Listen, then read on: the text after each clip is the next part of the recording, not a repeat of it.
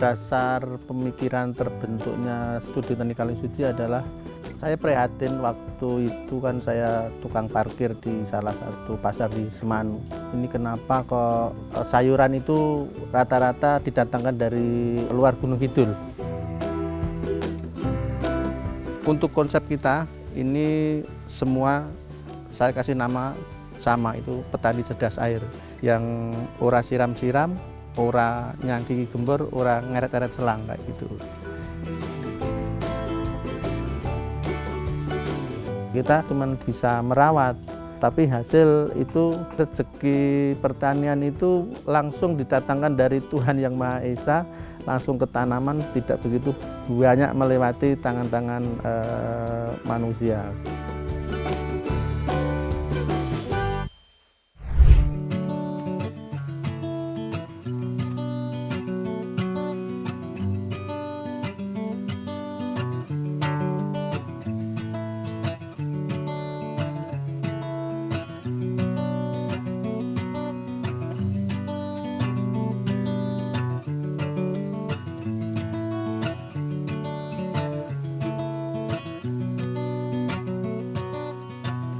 Perkenalkan, nama saya Tri Madjiwiono, sebagai pengelola atau pemilik Studi Tani Kalisuci dan sebagai ketua kelompok tani Kampung Tangguh Kalisuci yang beralamat di Tambak Rejo, Semanu, Gunung Kidul.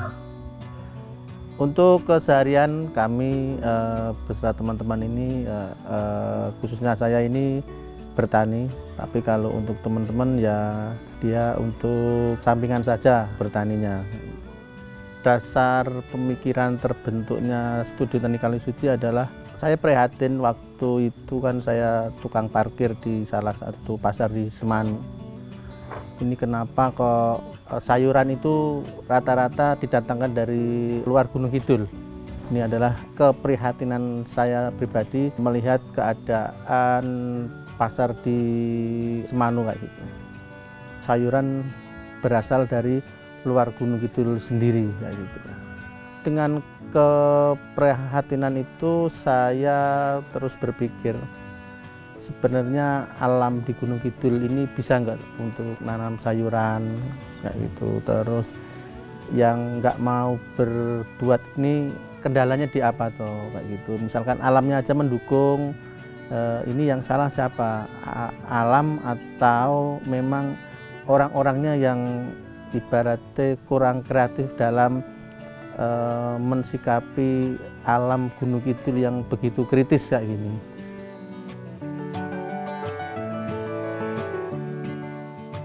Untuk program-program yang dijalankan Studi Tani ada beberapa macam. Ada namanya pacar tanpa utang. Pacar tanpa utang itu petani cerdas air tanam padi unggul 1 batang. Terus ada namanya lelaki sispek. Lelaki sispek itu adalah lahan kering sistem petani cerdas. Terus ada namanya gempur, adalah gerakan mandiri dapur, yang ditanam adalah seperti bawang merah kayak gitu. Ada seledri, ada loncang kayak gitu. Terus ada namanya sergap. Nah, untuk sergap itu adalah yang ditanam rata-rata yang untuk bisnis, kelas bisnisnya itu adalah sergap, itu 1000 galon pertanian. Dan ini contohnya adalah program ini namanya Jelas. Ini Jelas itu namanya, kenapa kok saya kasih nama Jelas? Ini 3 area, 3 tempat ini minimal kita bisa panen 3 komoditi. Dan Jelas itu adalah singkatan atau kepanjangannya adalah jahe, J ini jahe, terus L-nya itu loncang, terus ininya S-nya adalah seledri. Jadi ini 3 tempat atau 3 area ini minimal kita bisa panen 3 komoditi. Untuk menemukan teknik ini butuh waktu lama. 7 tahun baru bisa menemukan teknik dan formula ini. Kalau cara kerjanya kita mudah, ini ada keran, tinggal buka keran di sini. Nah, ini air sudah nih, jadi kita tidak perlu nyangkingi ember kemana-mana kayak gitu.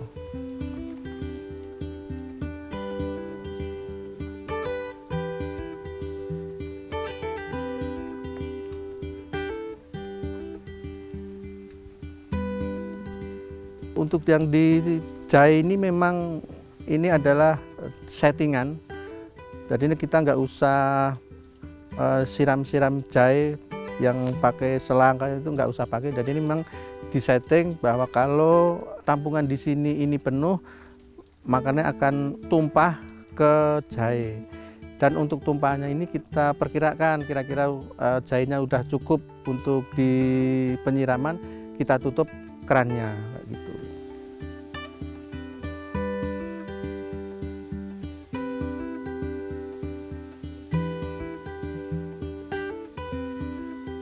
Cukup lama saya untuk berpikir dan melakukan pertanian itu. Mungkin 3 tahun pertama itu pun saya nggak peduli dengan tempat tinggal yang saya tinggali ini. Nggak ada pemikiran untuk terjun di pertanian, itu nggak ada.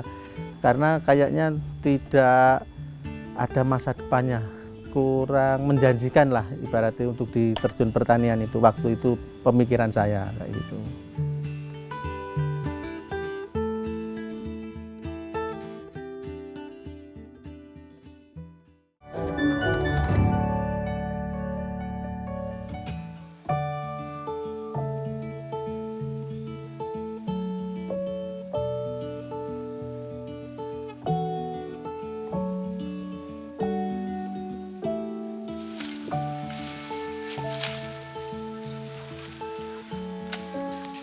Pertanian organik itu memang sebenarnya susah.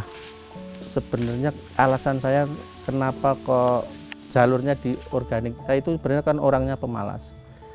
Jadinya kalau orang pemalas itu malah yang memakai organik itu justru akan nggak menjadi pemalas. Karena dengan menggunakan pupuk organik, ini kan kita selalu aktif.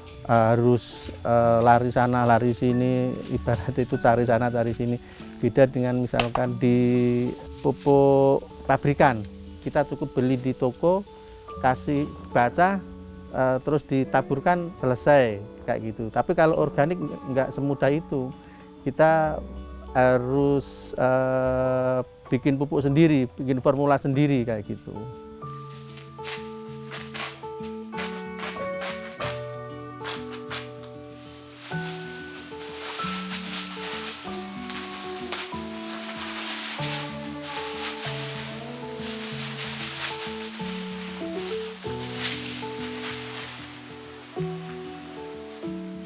Selanjutnya untuk hari ini kita akan membuat pupuk kita, itu ada beberapa bahan, ada balakasida, ada sekam bakar, ada kotoran kambing.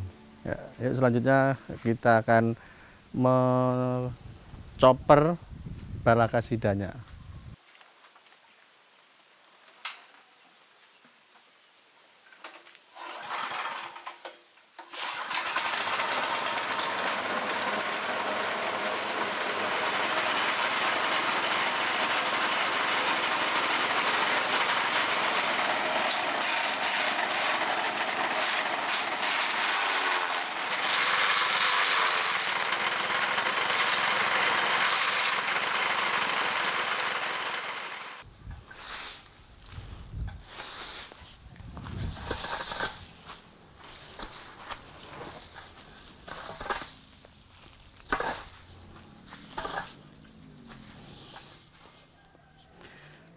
Kenapa formula kita menggunakan daun balakasida adalah ini untuk pengganti atau unsur yang diambil kita unsur N-nya. Jadi unsur N-nya secara organik ini adalah dari daun balakasida.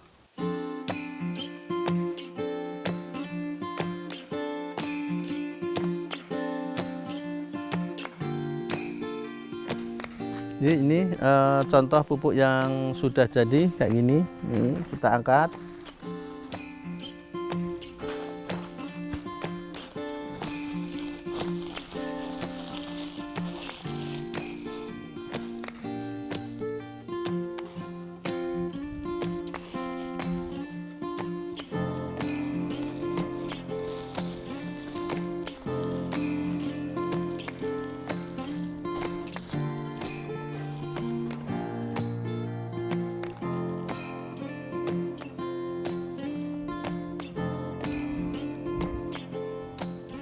Untuk saat ini kalau dikatakan cukup ya cukup, dikatakan belum ya belum. Masalahnya kami ya pertanian ini hama dan penyakit ini selalu mengikuti perkembangan zaman. Jadi ketahanan dari penyakit, jenis-jenis hama dan penyakit itu tiap beberapa tahun pasti akan ada hama penyakit yang baru, yang jenis baru lebih tahan terhadap obat-obat secara organik kayak gitu. Jadinya untuk mensiasati itu semua saya harus selalu bereksperimen baik dari segi pupuknya maupun dari segi pestisida dan fungisidanya.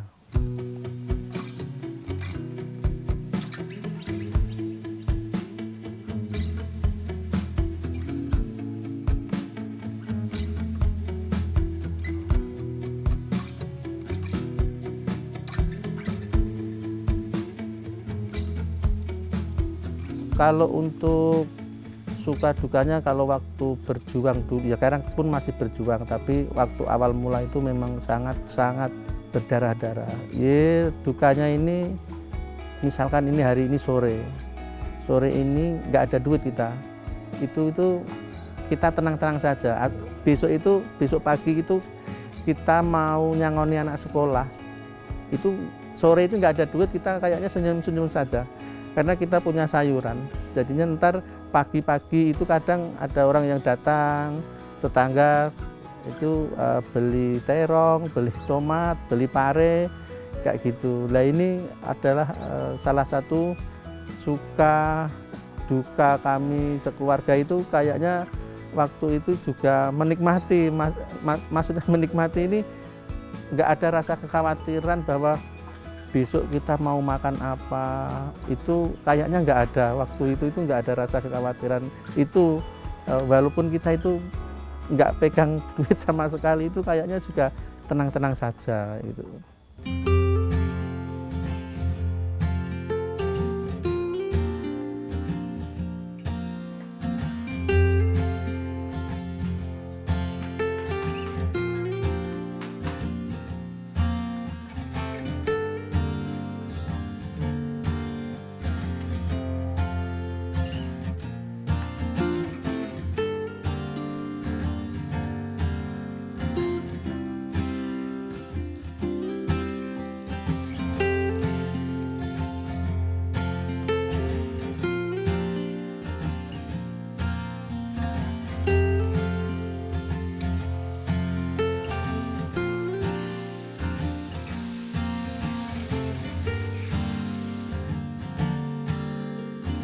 Kuncinya ini ya minimal itu istri harus mendukung full, karena di pertanian ini kehidupan yang tidak mudah. Kalau untuk masalah ekonomi kayaknya lebih keras, karena apa? Berjuang dulu kayak itu, terus ya itu tadi belum tentu akan mendapatkan hasil. Kita bisanya masalahnya cuma bisa merawat, tapi hasil itu langsung dari Yang Maha Kuasa. Jadi kita nggak banyak terkontaminasi dengan tangan-tangan manusia yang lain. Jadi rezeki pertanian itu rezeki langsung didatangkan dari Tuhan Yang Maha Esa, langsung ke tanaman, tidak begitu banyak melewati tangan-tangan manusia kayak gitu.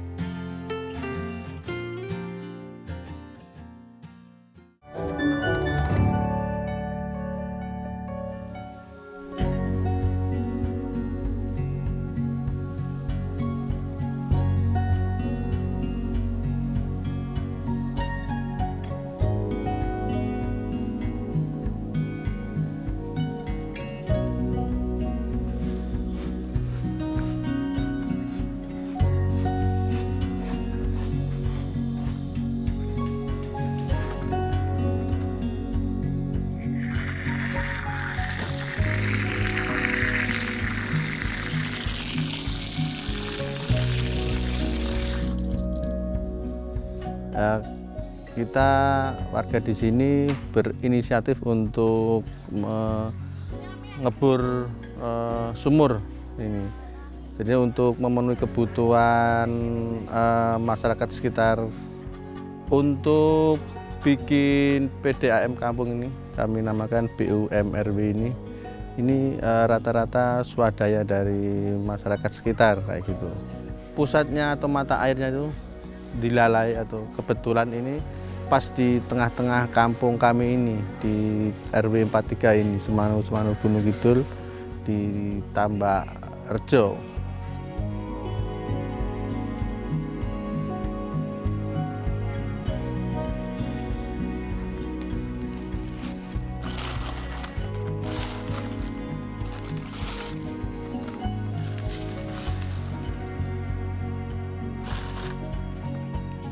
Ya, ini salah satu pelanggan kita. Untuk sistem pembayarannya atau sistem penghitungannya pemakaian air, tetap kita profesional, tetap menggunakan meteran air dengan beban dibiayai untuk pemasangan, biaya dibebankan oleh si pelanggan.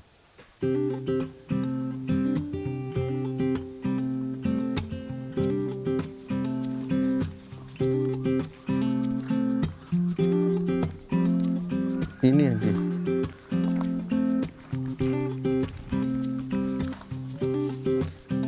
Jadi untuk menyalurkan dari pipa primer ke pipa sekunder, terus terakhir ke keran, ini kita tidak menggunakan mesin pendorong, kita cuma mengandalkan ini. Jadi ini kita perbesar, minimal pakai pipa 4 dim, jadi ini otomatis tekanannya itu akan besar pula tanpa menggunakan mesin pendorong kayak gitu. Ini untuk penentuan ini tidak sembarangan, jadinya memang kita datangkan ahli pencari sumber mata air kayak gitu. Kalau untuk yang dirasakan warga, pastinya ya beban untuk membayar air yang bulanan itu pastinya akan lebih murah, karena kalau di PDAM milik daerah itu ya kurang lebihnya per kubik sekitar 7.600 lah kurang lebihnya ya. Kalau di sini per kubiknya cuman kita hitung 3.000 kayak gitu.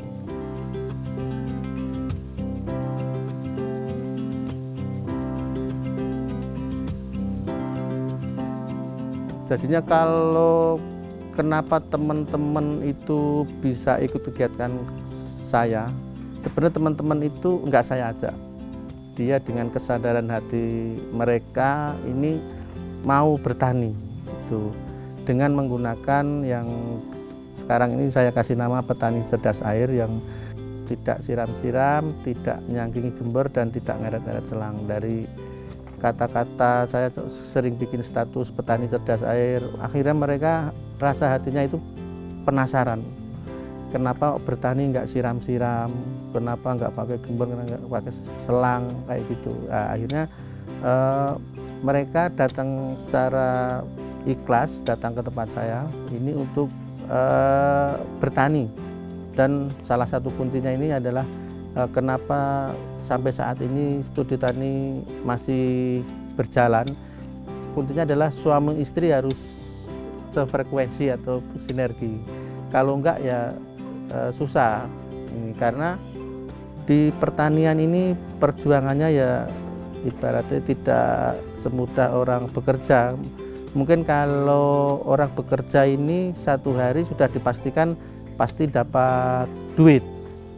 Tapi kalau untuk di bertani ini ya belum tentu kita akan kerja bisa mendapatkan rupiah secara langsung, itu nggak bisa kayak gitu.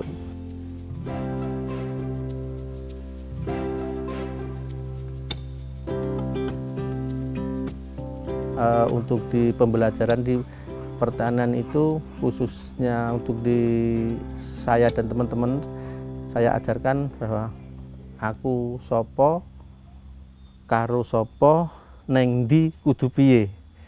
Nah, kita teman sebagai seorang petani bicara dengan siapa, di mana kayak gitu, dan kita harus bagaimana. Ibaratnya seorang petani itu walaupun identik dengan kemiskinan, dengan kebodohan itu, tapi kita sopan santun, tata krama itu harus tetap dijaga kayak gitu.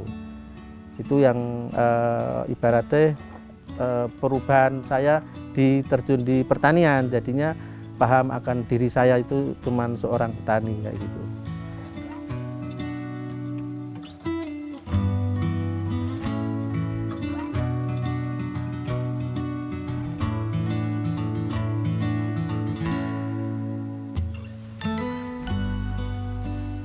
Nah, ini contoh kolaborasi antara program kita.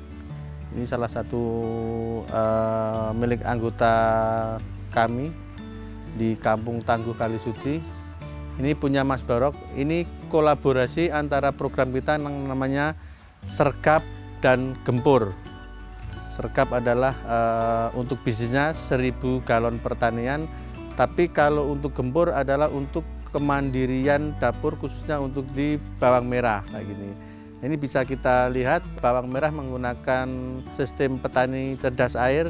Ini tidak kalah yang ditanam di lahan. Hasilnya pasti tidak mengecewakan untuk menggunakan galon bekas yang simple, praktis ya ini.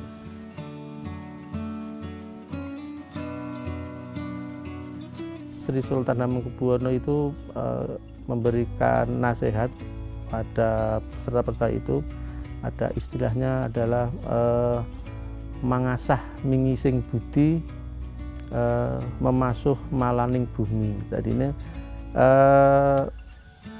saya tangkap itu mangasah mingising budi adalah membersihkan hati kita sendiri kayak gitu, dari segi hati sama pikiran ini harus menyatu kayak gitu, harus ibaratnya bersih, terus memasuh malaning bumi. Kalau hati pikiran kita kurang bersih, saya kira untuk merawat alam ini juga akan sulit, karena itu antara ucapan dan tindakan itu harus bersatu kayak gitu. Makanya itu saya jodohkan dengan pertanian organik kayak gitu. Pertanian organik itu sebenarnya lebih ke yang banyak bicara itu adalah hati sebenarnya, bukan di pikiran kayak gitu.